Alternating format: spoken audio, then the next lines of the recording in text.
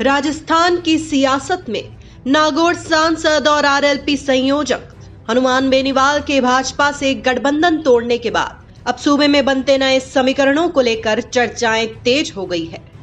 वहीं गठबंधन तोड़ने के बाद अब सियासी पंडित इसे भाजपा के अंदर खाने वसुंधरा राजे की जीत भी ठहरा रहे हैं, क्योंकि गठबंधन तोड़ने के ऐलान पर भाजपा से किसी भी नेता ने समझाइश की कोशिश नहीं की।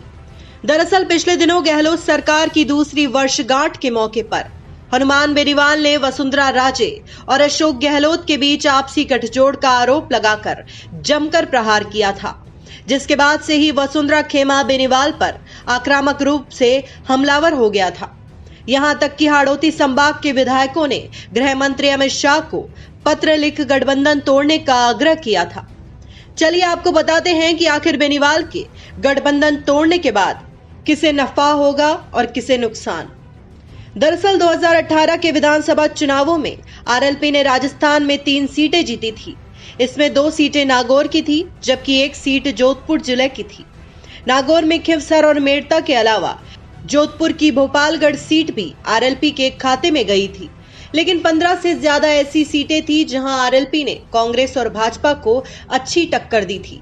लिहाजा इन क्षेत्रों में भाजपा और कांग्रेस का खेल बिगड़ा था। सीटों पर आरएलपी ने अच्छे खासे वोट जुटाकर बीजेपी कांग्रेस का खेल बिगाड़ा था।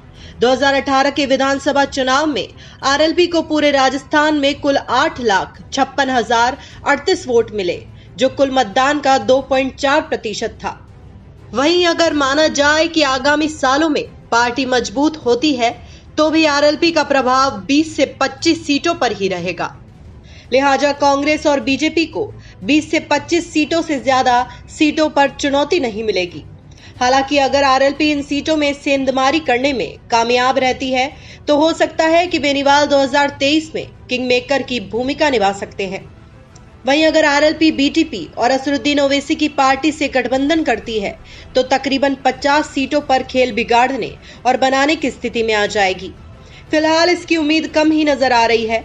बहरहाल बेनीवाल से ज्यादा नुकसान बीजेपी या कांग्रेस किसे होगा, यह आगामी वक्त ही तय करेगा। लेकिन इतना तो साफ है कि अब बेनीवाल विपक्ष में बैठकर भाजपा की भी खुलकर खिलाफत करेंगे। Bureau report, the fact India.